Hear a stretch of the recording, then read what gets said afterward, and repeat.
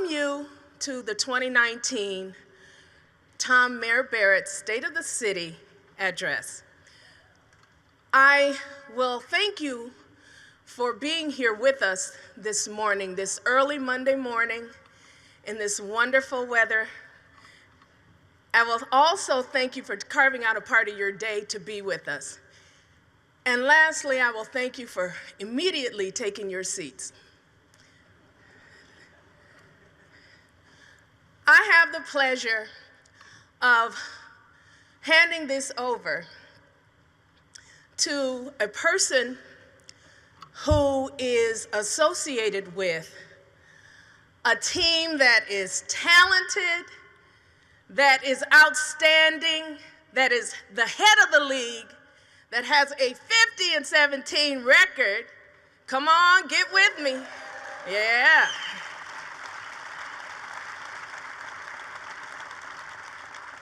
I have the pleasure of introducing the president of the Fiserv Forum and the Milwaukee Bucks, our home team, Peter Fagan.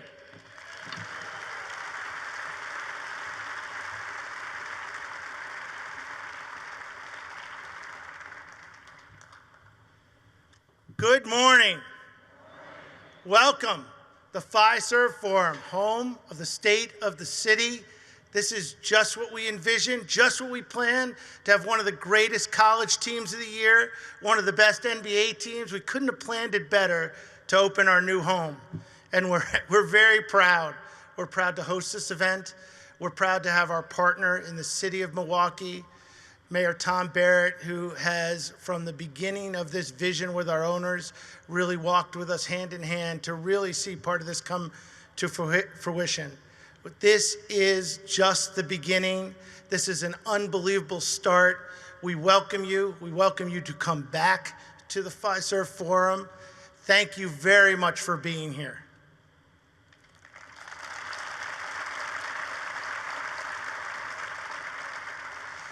Now it is my great honor to introduce the Honorable Mayor Tom Barrett.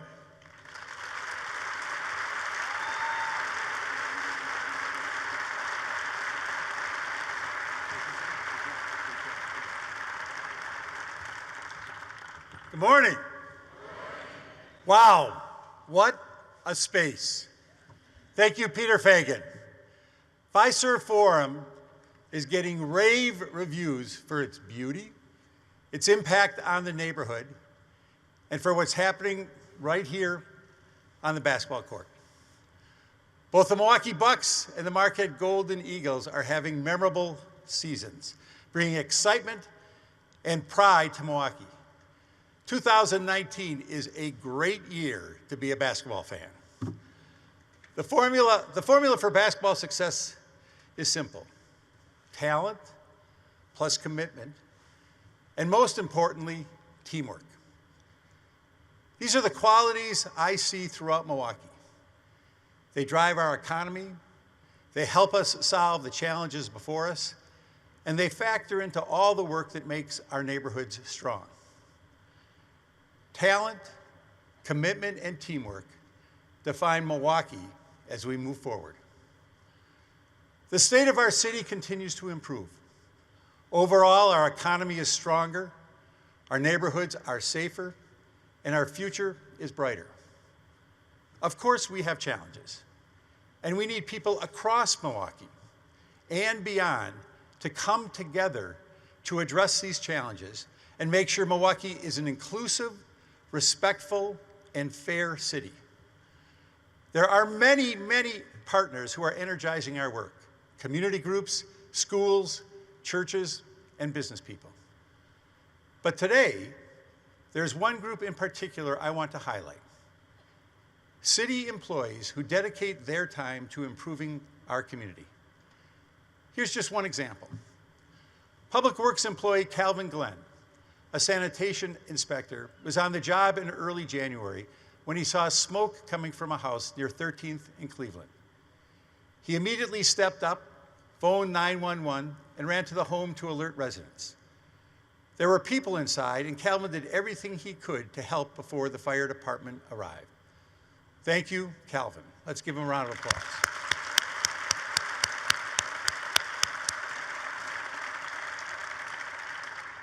Unfortunately, in a little over 1 year, 5 city employees gave their lives while doing their jobs. 3 police officers, Charles Irvine Jr., Michael Mahalski, and Matthew Rittner, were killed while serving the people of Milwaukee.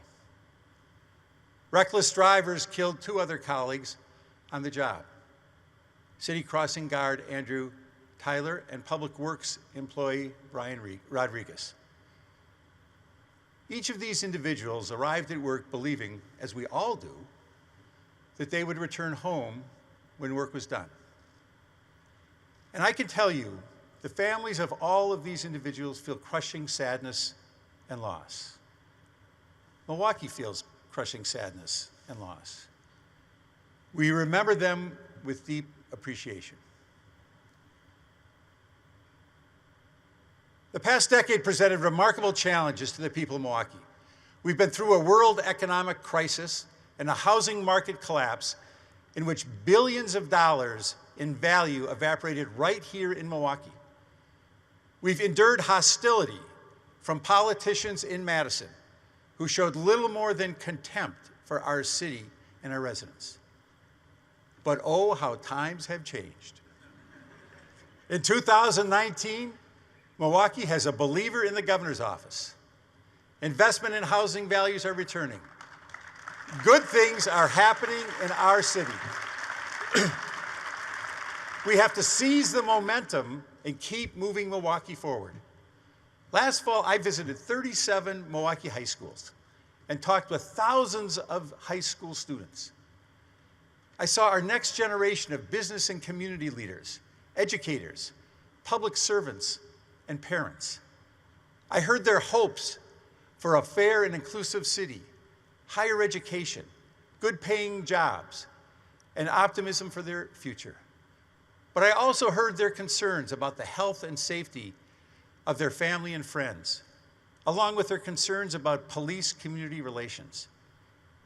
As we plan and look forward, I want all of us to keep these young people in mind.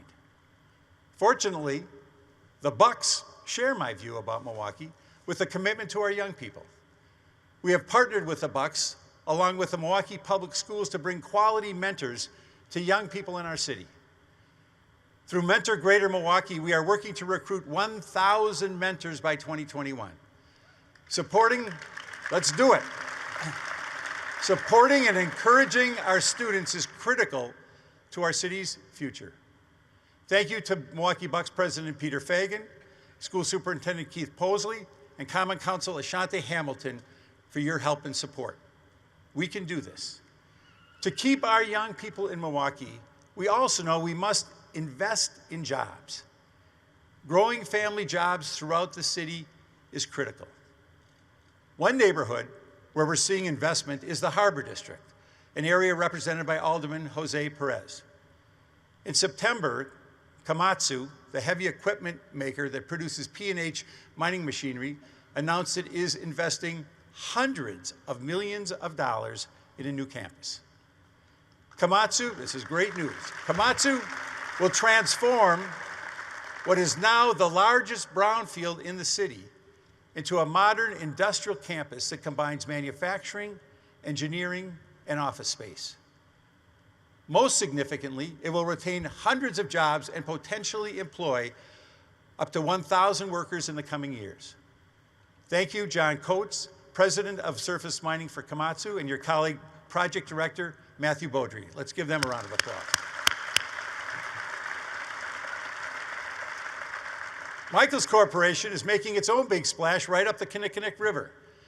The first phase of its $100 million project is under construction at First and Beecher. When complete, it will include offices, a hotel, and residences. Thank you to Michael's Senior Vice President, David Stegman, for your leadership as well. Now, these 2 major investments along the Kinnickinnick also serve another important function. They help complete my vision of a trifecta, where all 3 of our rivers experience increased economic activity and improve sustainability through access to the river's and more recreation. This is important because combining economic growth with environmental stewardship makes this city stronger. Now, along each of our three rivers, the Milwaukee, the Menominee, and the Kinnickinnic, we will see jobs, recreation, and public access. That's what draws people to cities. In addition to the investment on the south side, we're seeing new buildings and growth throughout the city. And it's important to note, most companies that move to Milwaukee or expand their operations here do so without direct city monetary involvement. It's a remarkable list. Companies like Bader Rudder, Hamas, BMO, WageWorks, JP Cullen, Tech Canary, Grafe, and others. Within just the last few weeks, HNTB, Rexnord, and EQ have all indicated they're growing in our city. These companies chose Milwaukee, not for tax breaks or government incentives, but because Milwaukee is a great place to build their future.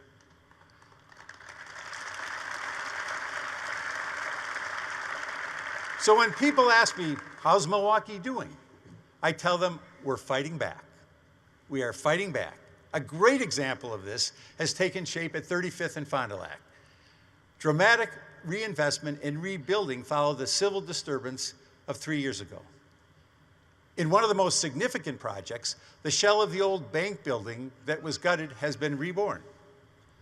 The vibrancy and enthusiasm at Sherman Phoenix is remarkable.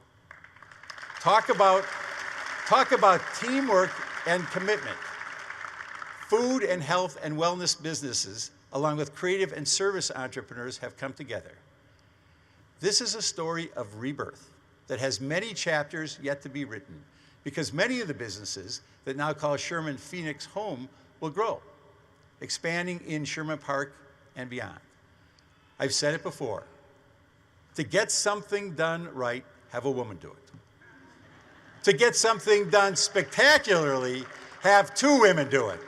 Ladies, the two women behind Sherman Phoenix, Joanne Sabir and Julie Kaufman, have done spectacular work. As proud as I am of all the positive commercial activity in our city, we cannot, and I cannot, ignore obstacles to economic success. When other governments use tax incentives to move jobs away from central city neighborhoods, Milwaukee residents lose. Companies, of course, can move wherever they want, but they shouldn't be enticed to move from the central city with tax subsidies. Tax incentives should be directed to neighborhoods where family-supporting jobs can make a difference in creating safe and vibrant communities. We all know that the best contributor to a healthy city is an economy that provides good jobs. Eliminating economic and racial inequities leads to positive outcomes, including better educational achievement, improved public health, and reduced violence. That's why I need business leaders to invest in Milwaukee neighborhoods, particularly in the central city. Did you know that this basketball court was assembled at Century City? It takes leadership. It takes leadership. And we've seen leadership. At Century City, we had a big win when Dan Cott and Good City Brewing purchased Century City 1. This is an area where jobs are needed most. Thank you, Dan, for your continuing investment in the city of Milwaukee. Good job. It's a great start. But in a time of record employment, we still have unacceptable levels of joblessness in too many areas of the city. Yes, there are challenges, and I'm well aware of them. But jobs in our neighborhoods go a long way in meeting those challenges. That's why I need more business leaders to reevaluate their site selection methods. The solution to finding workers is not forcing them to ride multiple bus routes for an hour or more. That is an unnecessary hardship. I'm calling on business and government leaders to work with me to bring 3,000 jobs to city residents and neighborhoods over the next 3 years. Let's put the people to work. It simply makes sense to put the jobs where the workers live. Employers can eliminate hours of commuting, allowing mothers and fathers to attend parent-teacher conferences, spend time with their families, and volunteer in their community. And if that happens, Milwaukee neighborhoods will be stronger. I continue to promote the redevelopment of Riverworks, the 30th Street Industrial Corridor, and our near South Side. I am ready to work with any company to show how eager the city is to locate businesses and jobs here. And as we keep fighting for jobs, we're also going to keep working to improve our housing stock. Milwaukee has many wonderful neighborhoods, great options for people who live in the city. But we all remember the crash of the housing market and its impact. Since we launched the Strong Neighborhood Program in 2014, we have put more than 2,200 properties back into the market and added close to $100 million to the tax base. Last year I announced the 10,000 Households Challenge, an effort to add or significantly improve 10,000 homes over the next 10 years. Milwaukee has made real progress in the first year of the initiative. In 2018, Milwaukee added more than 500 new homes, improved another 500, and assisted nearly 200 people on their path to homeownership. Behind these numbers are families who have added stability to their lives. There are stronger neighborhoods because of our efforts, and the entire city benefits. With economic improvements, reduced demands on public safety, and increased quality of life. Our quality public housing has been part of the fabric of Milwaukee for more than 80 years. Our housing authority is a leader in innovation. An excellent example of this is the transformation of West Lawn into West Lawn Gardens on the northwest side. West Lawn has received, we've got some West Lawn fans here. West Lawn has received international recognition as it converted from a traditional public housing development into a beautifully designed neighborhood. If you haven't visited the area around 60th and Silver Spring to see this, you certainly should. Now, part of the transformation at West Lawn is Victory Manor, a new residence with 60 apartments that are designed to accommodate military veterans. Its design elements provide a comfortable atmosphere for all who live there, including those dealing with post-traumatic stress. One of our partners in Victory Manor is the Center for Veterans Issues. And last fall, that organization's leader, General Robert Cockcroft, passed away. General Cockcroft had a distinguished career, including a passion for veterans housing. Victory Manor is part of his legacy. A collaborative effort deserving praise is our Compete Milwaukee Transitional Jobs Program. I started this jobs program to connect underemployed city residents with on-the-job training within city departments. This year, we will provide 90 placements. Hundreds of participants have worked through the Compete Milwaukee to deliver city services. That work helps them build skills to increase their chances of sustained employment. Since 2015, 85% of Compete Milwaukee workers have found unsubsidized employment. And together they have earned over $3.4 million in wages. Compete Milwaukee provides a new path and a more stable future for city residents like Daniel Mendez Hernandez. Daniel did not finish high school, yet he dreamed of being an electrician. I am proud to report that in the last year, Daniel worked 6 months with electricians in our Department of Public Works. He earned his GED, was hired by Alcon, a city contractor, and will enter his electrical apprenticeship soon. Congratulations, Daniel, and thank you to Alcon President Anna Lopez and Chief Operating Officer Scott Farina.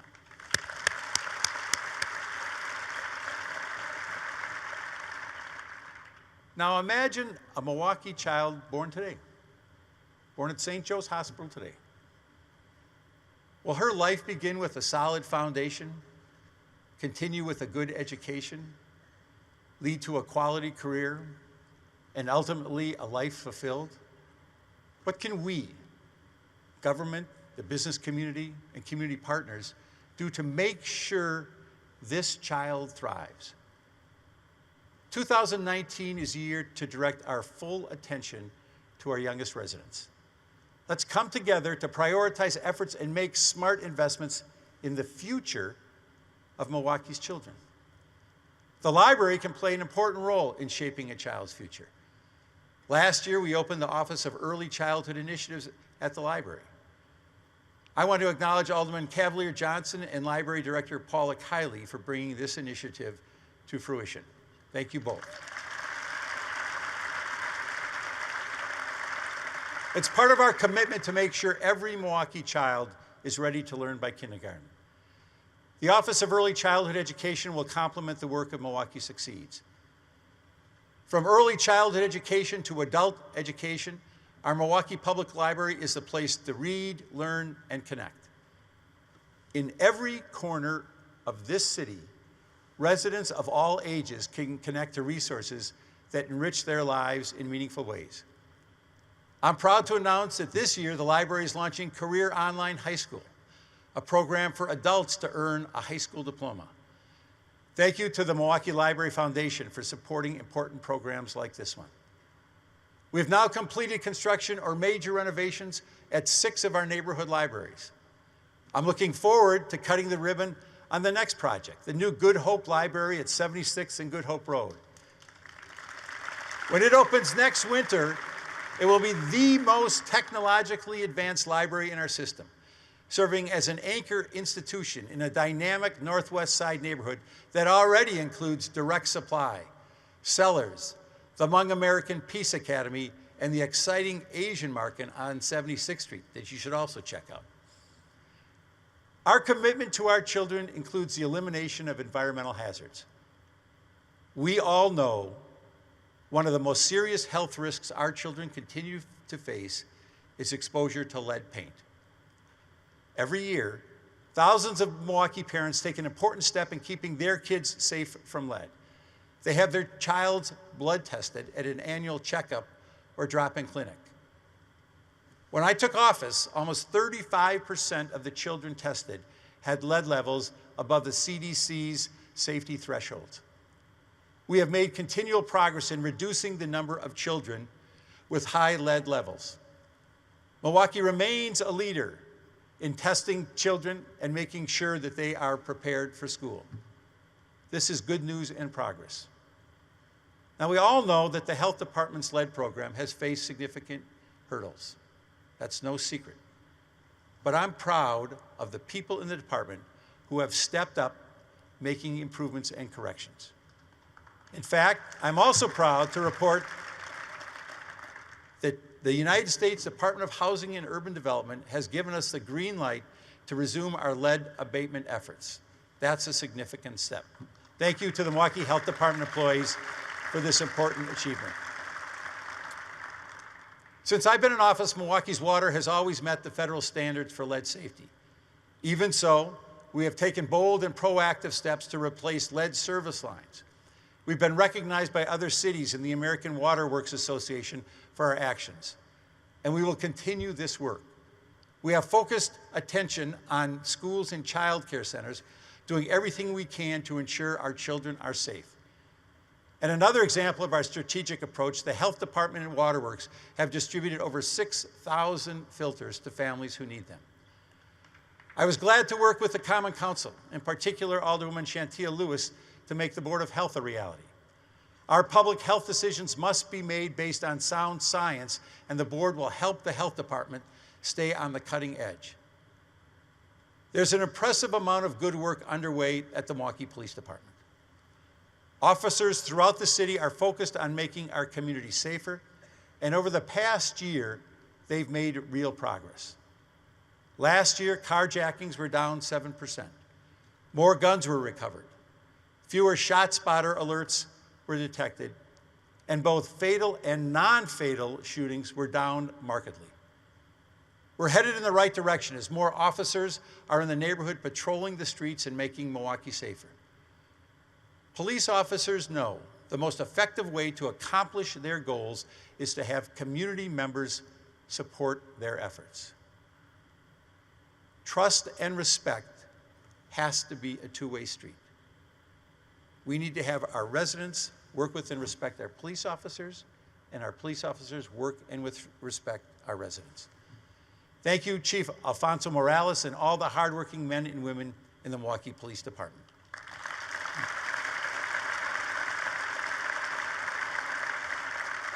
I also want to acknowledge the work of the Community Collaborative Committee, a community partnership with our Fire and Police Commission and its Executive Director, Lakeisha Butler.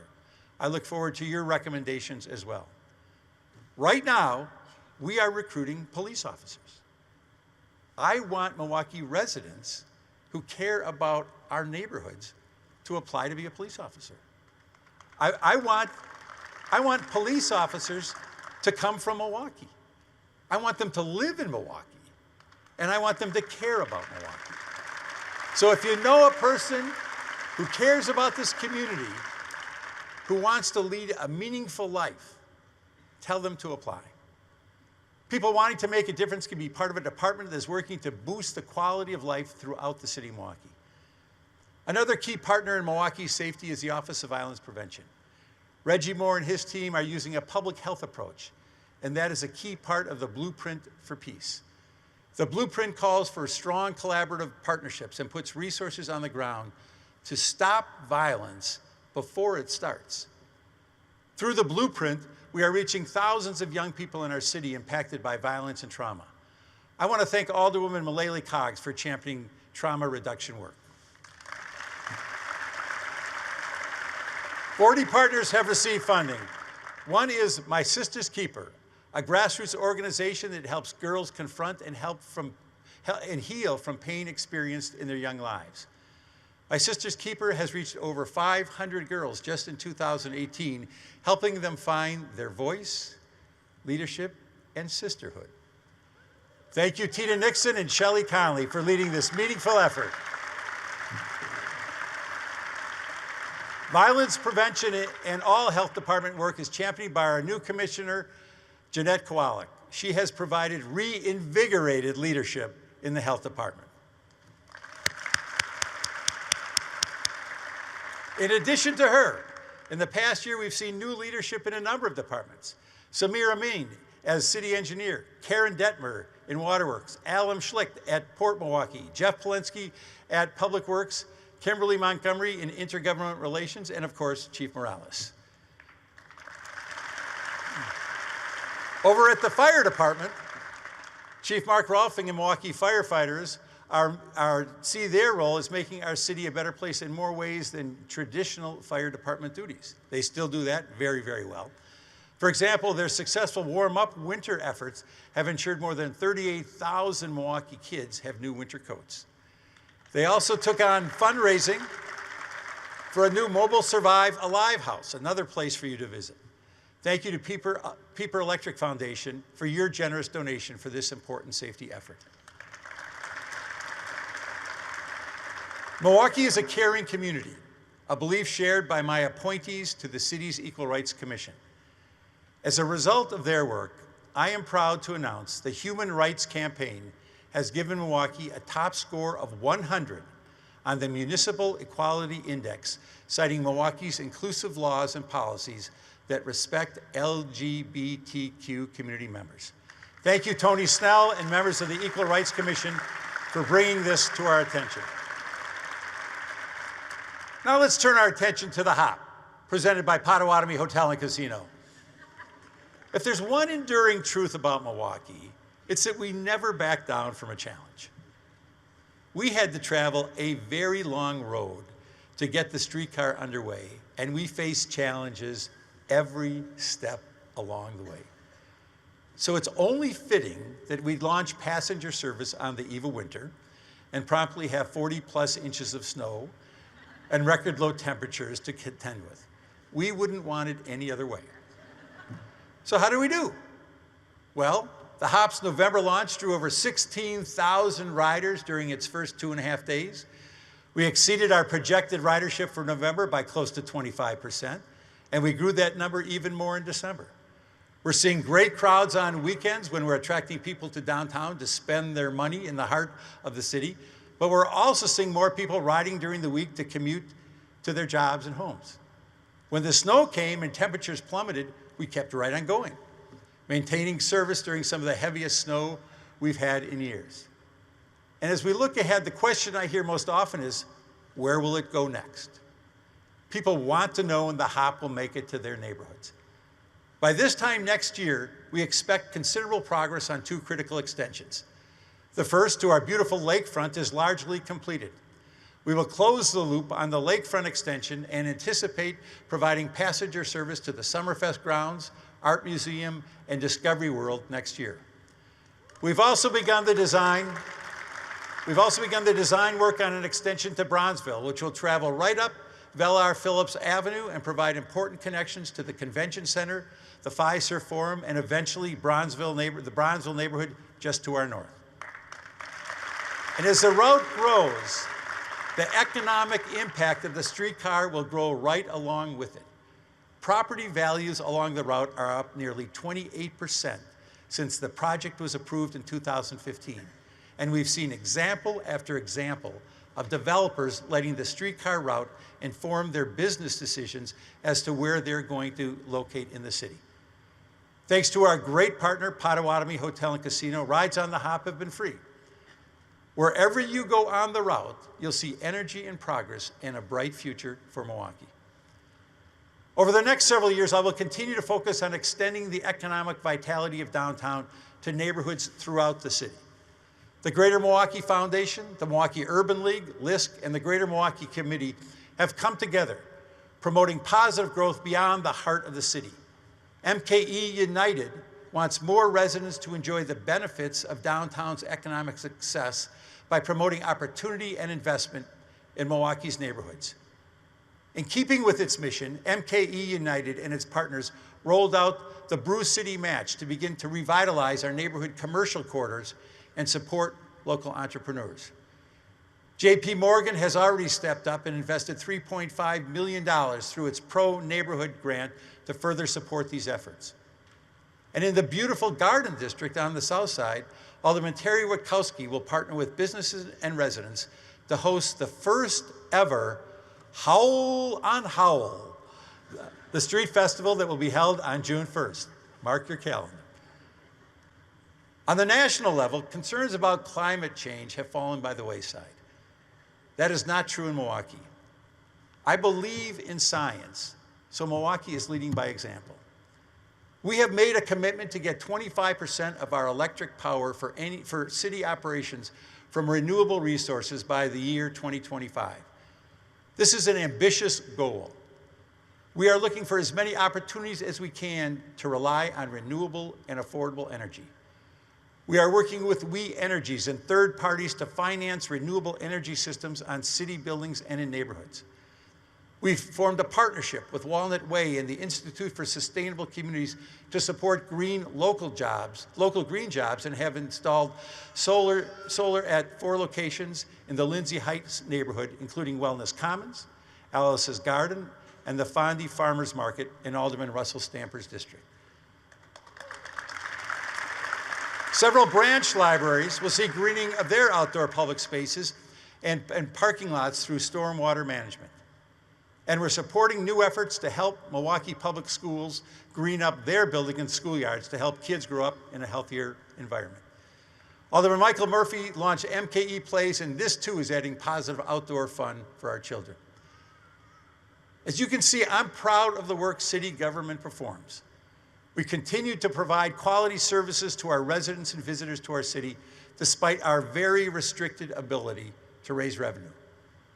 Unfortunately, our city budget will remain very, very tight. The costs are not going down for public safety, infrastructure, and basic quality of life services. I've often shared my concern that the entire city property tax levy is not enough to cover the police department budget. And now it's not even enough to cover 94% of our police budget. State government has left us in a real jam in 2 major ways. First, shared revenue has been frozen, leaving us to pay 2019 bills with the same money we had in 2012. That's simply not sustainable. The second problem, as identified by the Wisconsin Policy Forum, is that Milwaukee is an outlier, having only property taxes as its major source of local revenue. We are not big spenders, a fact verified by national studies. That's why I'm looking for a revenue source that allows us to meet our basic needs. After years of being ignored in Madison, we finally have reason to be hopeful. I am grateful to Governor Tony Evers and Lieutenant Governor Mandela Barnes for addressing shared revenue in the recent budget. Governor Evers has proposed the first increase to shared revenue in a long time. Legislators, please make sure this item stays in the budget. Thank you, Lieutenant Governor Barnes, for your leadership.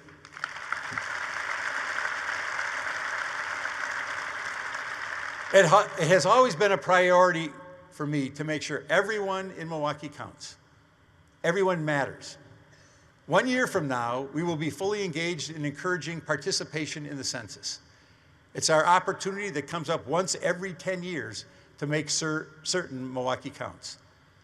Not only do I want everyone to participate, but I want to engage census partners throughout this city to coax and cajole, even insist, that everyone participates.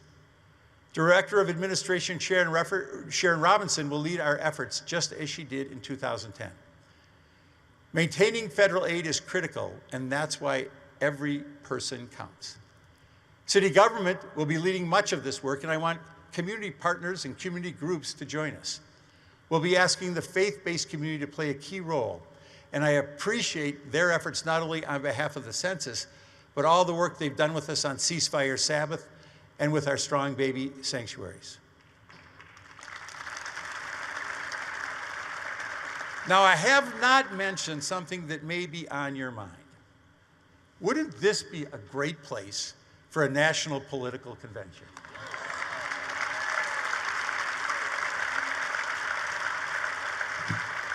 When I first came up with this idea back in 2013, the Fiserv Forum didn't exist, and Milwaukee had a lot fewer hotel rooms. Fast forward 6 years, and we are ready to roar. But I don't have any news to report right now. Only optimism, only optimism. I'm hoping we'll hear some news soon. The state of our city is stronger, safer, and offers more opportunity than times in the past. We have seen how united efforts can improve Milwaukee, and that provides direction as we move forward. Yes, a child born today will grow up in a city that addresses the challenges before it. I'm proud we are a city of strong partnerships.